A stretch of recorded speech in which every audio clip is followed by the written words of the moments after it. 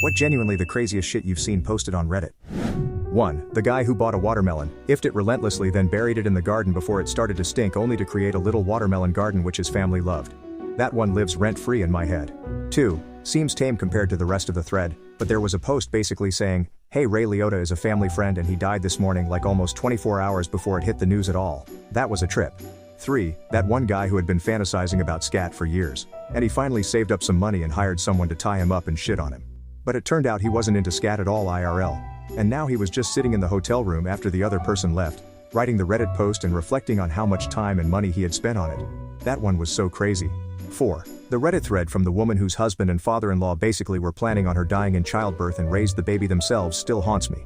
There was a thread where a woman's mother used coconut oil on her twin daughter's hair when the one was severely allergic to coconut, which the grandmother was well aware of, saw the kid acting ill, and essentially sent her granddaughter to bed to get unalived.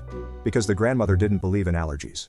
5. I have no idea how to find this, but I think the thread was an Ask Reddit asking, "Have you ever caused someone to get unalived?" Dude was a plumber's assistant installing a gas hot water heater in a family's home.